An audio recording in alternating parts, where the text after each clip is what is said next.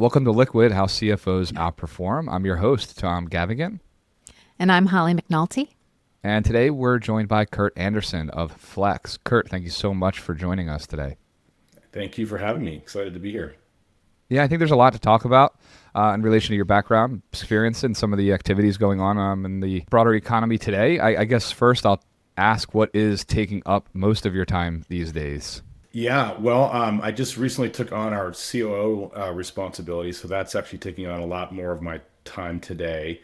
That's for us, operations, customer success, pre-sales, our network development team. So I've added those responsibilities in addition to my traditional CFO role. So trying to come up to speed. This is a pretty recent development for me. So just coming up to speed on those new functions and spending a lot of time kind of with those teams, just rolling up my sleeves and trying to learn that part of our business alongside the other responsibilities I have. So that's been a big part of what I've been doing. And then we're sort of naturally kind of going through our normal long range planning cycle right now, sort of working on the next kind of two horizons for us. And so also spending a lot of time across the full organization, kind of building that out as well. So got my hands in a lot of different things right now.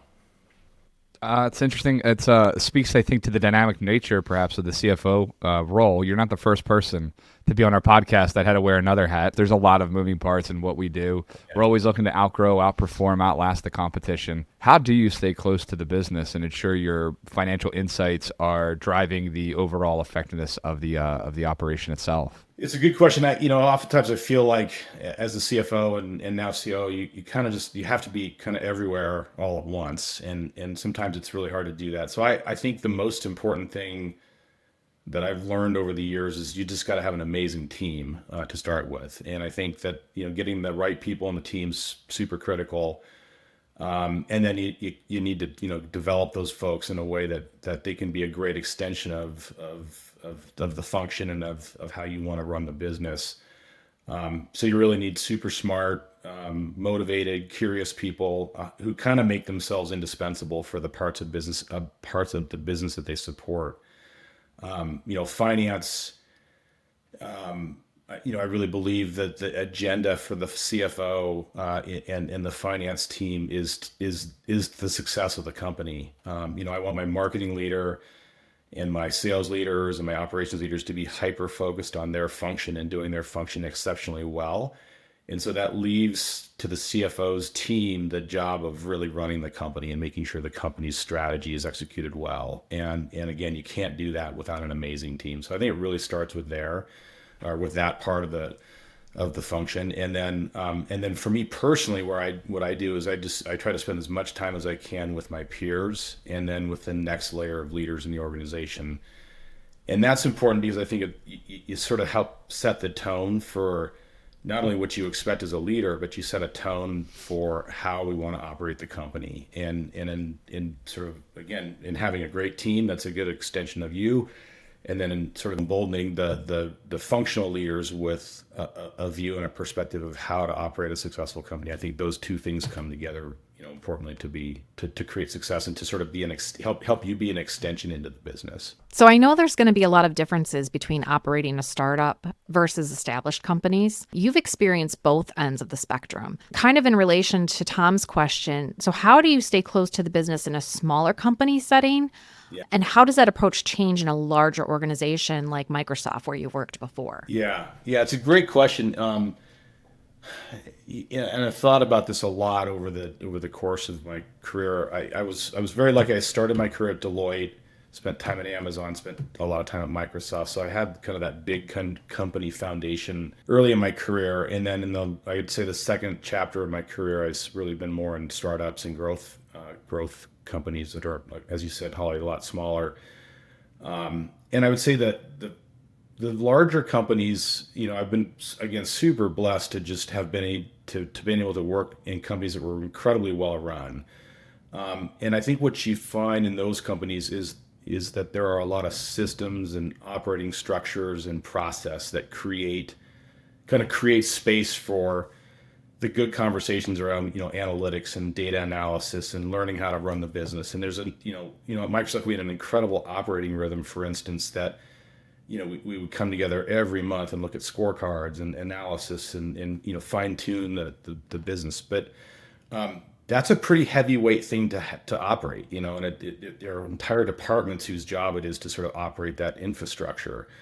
And it's an incredible infrastructure, and that it really is one of the things that has made those companies so successful in terms of just creating scale and reach and that sort of operating muscle.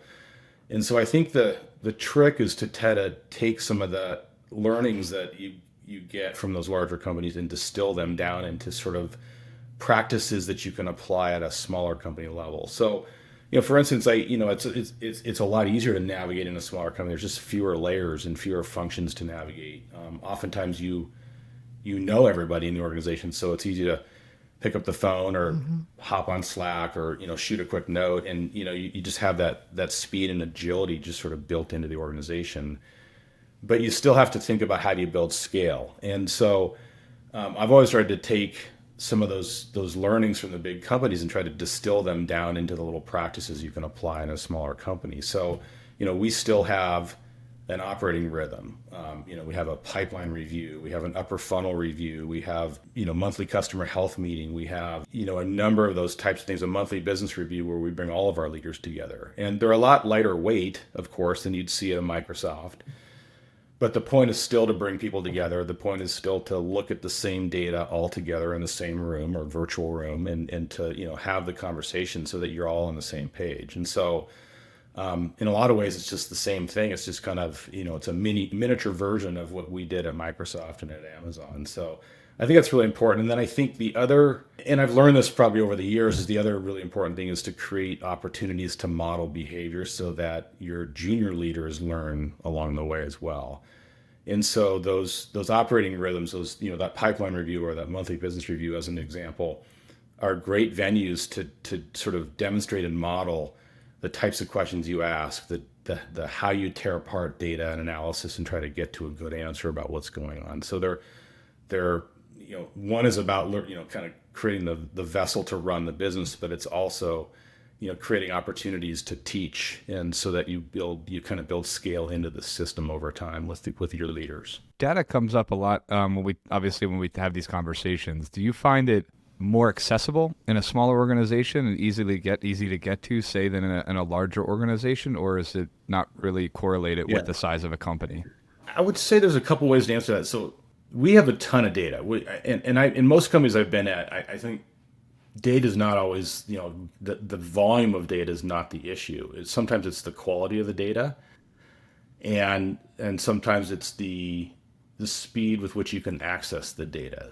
So in a company, of course, like Microsoft or Amazon, you have massive systems that collect data and distribute data, and of course now we have AI that helps us sort of analyze and process that information at kind of at scale. And again, if you think about a company like Microsoft that's got such global reach, and individual products there are the size of many sort of software companies on their own. There's no shortage of information to run that business, and there's no shortage of systems and tools and processes to sort of distill that information and make sense of it at scale and quickly. At a smaller company, in the companies that I've been privileged to be part of, a lot of the data tends to be more sales and customer focused data, and then system generated operating data. It's not always clean. It's not always super easy to get to. For instance, one of my sort of mantras is to hire the FP&A function out really early as I'm building my teams, because you kind of need people who can kind of sift through the data and make sense of it and create structure around the data so that you can understand it.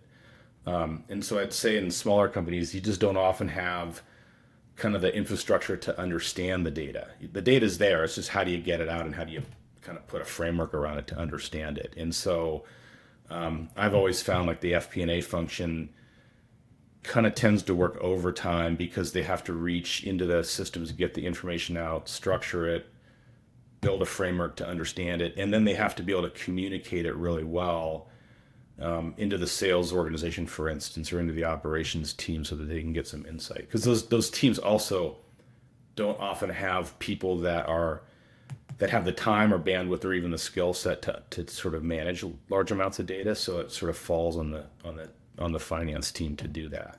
One of the hottest topics that I get pulled into these days, be it from articles or interviews and topics in different circles, is about the tariff, the imposing of the tariffs and the implication on the economy, and how it's going to impact different companies in different ways. From a CFO's perspective, how are you looking at this? Yeah. Well, it's a very, very timely topic for us at Flex. And so I'm looking at it more as a frankly, an opportunity in our business, selfishly and sort of close to home for us, is that one of our kind of core value propositions at Flex is that we provide a flexible warehouse infrastructure. And it's a kind of a tech-enabled warehouse service that allows enterprises to basically very rapidly access warehouse space. And so, and we can give our customers access to over 800 plus warehouse operators in the U.S. and Canada. So with the topic of tariffs, of course, you now have a bunch of our customers are kind of very quickly trying to figure out, how do we react to this? How do we bring either raw materials or product that was traditionally sourced from China or Mexico or Canada? How do we bring those onshore quickly so that we can take advantage or get in front of effectively any potential tariff actions? So obviously, if my cost of materials is going to go up 25%, I would rather just get that material onshore and pay the holding cost for that, as opposed to sort of getting the full tariff levied on my goods. And so we're reaching across really all of our existing customer base, and then pretty actively launched in a pretty active and direct campaign to get companies sort of thinking about how do we get to take advantage of this sort of flexible warehouse capacity so that we can store those goods immediately. So it's super timely for us. It's like right in our face, and it's something that is a really important opportunity. And we think we can provide a valuable service to our customers by offering that service to them. I'd actually agree. I think one of the terms I've been using is like controlled decentralization, in a way where, like, if you're an international company, right, you're looking for those opportunities to kind of localize your different operations and source locally. Like you were saying, it was like Caterpillar, their Mexican entity, right, just trying to do everything that as much as they could directly there, and as opposed to trying to shift cross borders. So it's going to be an interesting time, I think, for many CFOs and finance leaders as they try to now kind of look for those opportunities again, keeping control, because we want to keep it controlled, but that centralization isn't going to be there, perhaps. I would say too, flexibility is really important. We live and operate in a very complex environment. All of us do. The economy's complex. We're globalized. There's a lot of political change, and all those things create uncertainty. And really, virtually every business that I know is dealing with increased risk and uncertainty. The kind of brittle infrastructure that a lot of companies operate within has to change. If you've got this fixed warehouse system, or you have this fixed supply chain system, and you've been doing business that way for 10, 20 plus years, and now you're operating in an environment that is unpredictable, that creates a lot of stress on the system and increases the financial risk, candidly. And so our vision is that by providing that kind of flexibility, we remove some of that brittle infrastructure and replace it with some flexible infrastructure and the ability to be nimble and agile. That just inherently reduces the risk of operating your business. And that's a good thing. That's a good thing for shareholders and a good thing for profitability. And, it's just good all the way around in terms of giving you the agility to operate your business in a complex environment. If we shift to our next segment, we like to call CFO Secrets. We've all have our own secrets, and we were hearing it straight from our guests. So let's dive into this next section. How do you engage with your leadership to determine the best strategies for deploying cash, whether it's through dividends, if you're looking at M&A, investments, the money markets, funds, things like that? What's your tactics there? This is where being a venture-backed kind of startup creates a wholly different environment for us.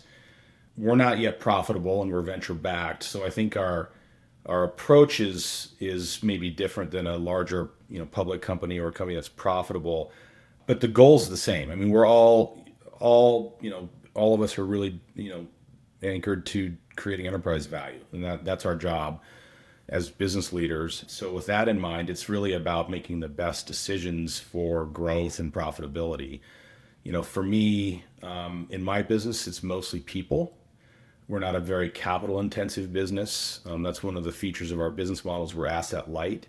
And we're more like a tech or software company. And most tech and software companies outside of the large hyperscalers are people intensive businesses. So for me, the challenge again with thinking about creating enterprise value, job one for me is not to run out of cash. We're a venture backed company and we continue to burn capital. So I need to figure out how do I extend that runway for as long as I can while balancing, investments to drive growth and get to profitability. So it's a balancing act for me in terms of how quickly should I invest to drive for growth? How quickly should I, try to drive for efficiency in my business, knowing that sometimes that creates a tension against the growth lever I have. All the while, kind of balancing that runway, that cash runway for just a long-term health of the company perspective. So for me, those investments are mostly operating driven, and then it becomes a question of, how do I balance my investment in engineering versus sales versus operations or administrative teams, and so all those things kind of have to come into account with a strategic overlay for growth, if that makes any sense. So, we've got our kind of horizon 1, 2, and 3 kind of planning horizons. And as I mentioned there outside of the call, we're in the process of thinking about what do we want to invest in from a kind of horizon 2, horizon 3 perspective. And that's thinking about kind of out, a couple, 18 months plus in terms of our kind of growth trajectory. And so I might have to invest in some engineering resources, for instance, today that aren't really going to generate any real return, until, good 12 to 18 months from now. And that's a difficult thing to kind of trade off with kind of near-term growth. And in fact, it's also been a pretty tough environment recently. So kind of have to balance all those things together in our business with the kind of the added complexity of doing kind of managing that burn. So we're not really thinking a whole lot about dividends or any kind of share buyback type of work. And then M&A has been something, we're always open to it, but it's not, I would say, a core element of our growth strategy. It's mostly about operating our business effectively with what we have. Yeah. That balancing act, I'm sure, can be quite challenging to manage. With all of those challenges, and then also some of the successes that you faced in your career, what do you wish you'd known when you got started? That's a good question. I would have slept some more, but it's kind of funny to, there's I think two overarching things. First, I think hindsight's a little, there's the benefit of hindsight. And it's also a little strange. And then I also think that you kind of have to go on your own journey.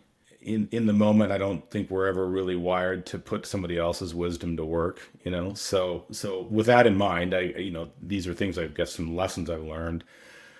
I would have taken more risks earlier in my career. I think I probably played it safe in the early days of my career. The chapter 2 of my career was getting into the startup world, and that happened, in my kind of mid 40s.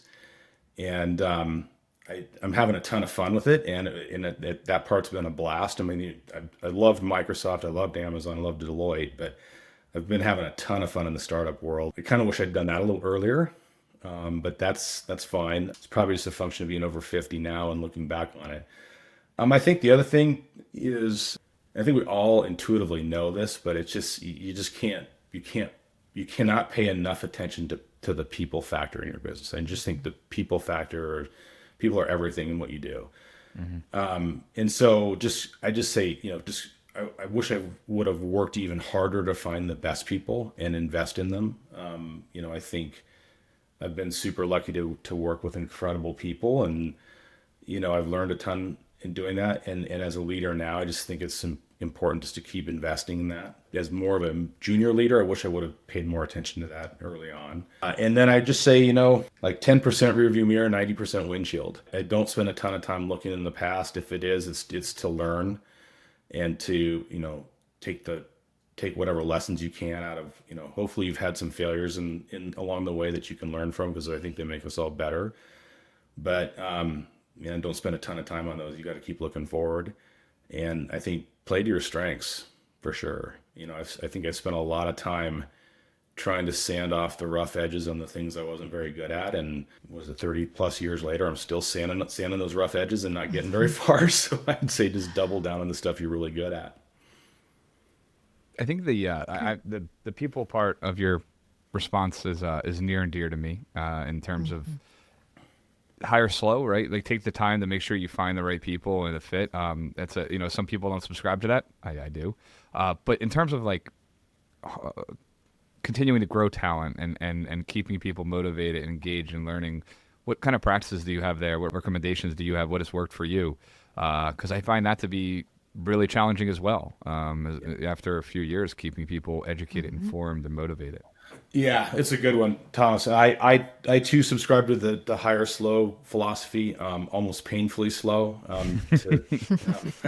I've had my CEOs, kind of tell me that I'm too slow at hiring, and maybe that's the case. But I think it's important to get the right people on board for sure. And candidly, I've made the same mistake on the other side, which is just hanging on to people aren't great performers for too long, and that doesn't. Most important, it doesn't do them any good. It also slows the rest of the team down and can make your life miserable. And I've learned that lesson kind of over and over and over. And frankly, I repeat it at times too. So maybe I'm just too nice at some level, but I think in the end you don't do people favors by if they're struggling and you're hanging on to them. So, but in terms of just the growth, give people as many opportunities to just get out over their skis as you can. Yeah. I just, and you kind of, you do it in a way where behind the scenes, you kind of provide some guardrails or you're kind of there to catch them a little bit. But, over time, I think it's really important just to keep pushing people farther out on the edge a little bit and let them fail. I can remember I've had just some amazing people work with me. And, I had one woman who was just doing really, really well. And I actually pulled the CEO aside and said, "Hey, listen, I want to really push this person out into an uncomfortable space, and I want to do it with you in the room. Know that this is going to be an uncomfortable zone for her, and I know she'll know that she may fail in this thing, but it's for her good and the company's well-being." And so just so it was like I kind of went to the CEO and said, "Listen, don't hold it against her if she fails. This is an experiment. We want to get her out and, and really challenge her and just, kind of get her out there without a net a little bit." I mean, she had a net underneath her. She just didn't know it.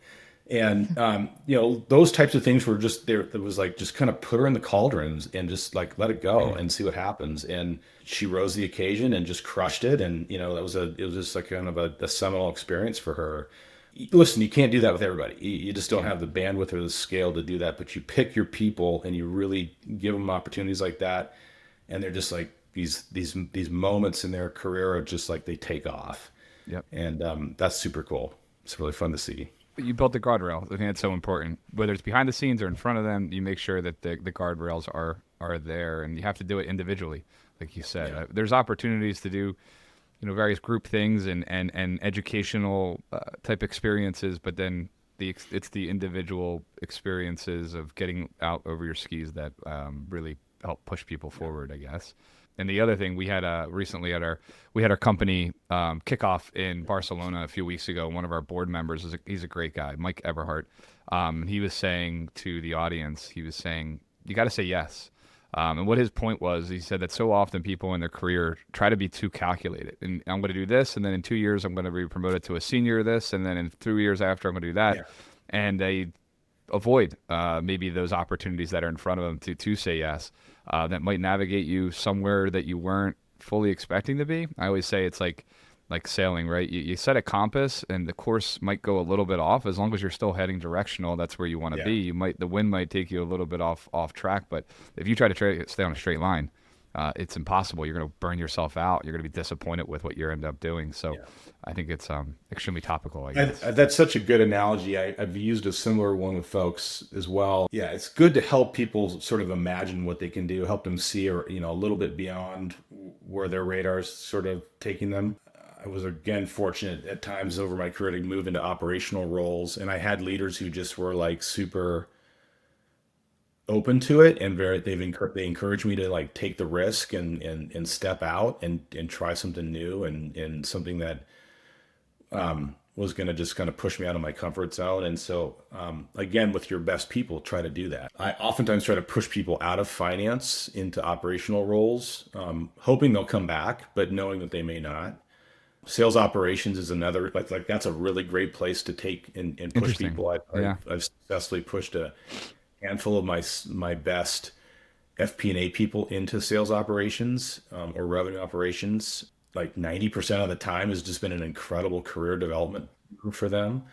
Some of them have stayed out in that function. Others have come back to finance, and when they come back, they're just so much more skilled and worldly, and have a better perspective on what the heck how to operate a business. And it just that's been an amazing journey to see people go do that. I love seeing those kind of experiences for people.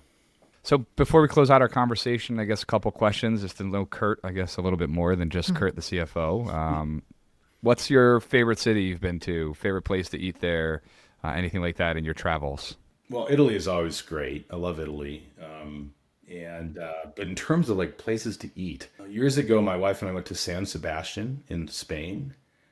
And they have just this, like their little old town area has these just incredible, they call them pinchos, which is like tapas, but these just like incredible pincho bars. And you just kind of go bar hopping, and the food is incredible. It's just like, I haven't seen anything like it anywhere else in the world. So that's super cool. Japan's always cool. There's always great food in Japan. And I travel back and forth now to my home base is Seattle, and I split my time between Seattle and Sun Valley, Idaho. And so when I'm back in Seattle, I always try to get out to some great restaurants. So my two favorites in Seattle right now, one's called Musang, which is like a Filipino restaurant. It's incredible. And then there's this cool little Italian spot just down from our office in Seattle called Mezzanotte. So those are my sort of current favorites.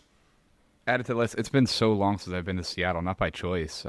Just haven't been there in years. I think since before the pandemic. So definitely we'll look for an opportunity. Yeah, come on up. It's coming back. It's coming back. It's taken some time, but we got our feet back underneath us. So things are happening. There's some cool restaurants in town. So look me up. We'll go out. Cool. Yeah, I will. Yeah. Well, thanks so much for being here, Curt. Anything parting thoughts for the audience if they want to keep up with you or Flex or anything like that?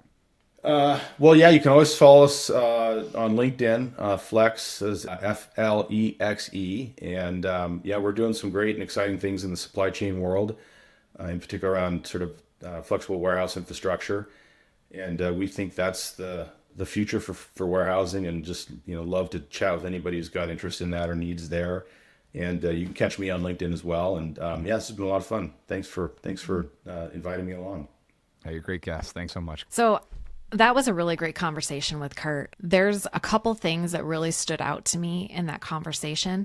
So one of the things was how he took his experiences from working at those larger corporations and applied those to the smaller companies that he's worked at and been able to really use that to his advantage.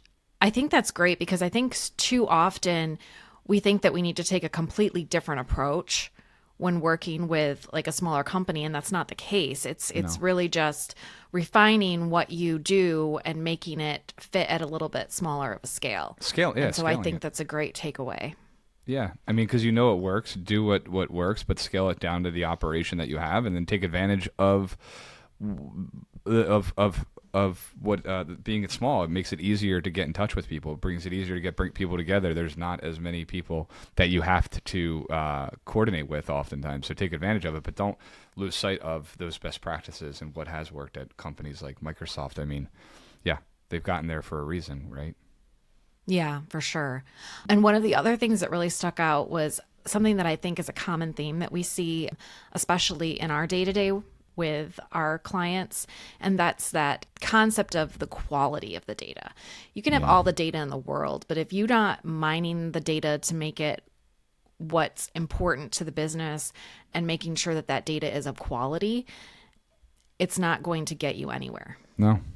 Nope. It comes up all the time. I really honestly didn't dig into it on this one just because we've dug into it with all the prior conversations, but at least it's validating, even no matter what type of industry you're in or size you are, it is the same. It's not so much the quantity, it's always about the quality, and that's what we hear, and that's what we operate on our side in technology and what we're trying to perform. Curt obviously seems like a very good guy, right? And I resonated with a lot of what he said on the people management and talent kind of thing. There was one part that stuck out to me that tells me what kind of person I think Curt is, when he said he was talking about the story about the person and he was pushing them into doing something different, and he said this person worked and he cut himself out, and he said with me, and I'm very cognizant of that. You work with people, not for people. There is hierarchies and things like that, but we work with, and I can tell that's how the type of mentality he has and subscribes to, which I do appreciate. I actually think Flexe as well, for those that, like he shared, I encourage people to go and look at that company. I think it's very unique technology that they're doing, because it is in the industrial warehousing, but they, like you said, their balance sheet, they don't have the assets. It's quite interesting, and I think it'll be interesting to see how a company like that is leveraged navigating this economic landscape of uncertainty that we have specifically relative to tariffs. I think they have a great opportunity, quite frankly. Yeah. Absolutely. And the timing of this discussion with everything, couldn't have been better. Yeah, it was. Well, thank you, Holly. And thank you again, Curt, for joining. And thanks to all of you for tuning in. To never miss an episode, subscribe wherever you listen. I'm Tom Gavigan. And I'm Holly McNulty. And this is Liquid, how CFOs outperform.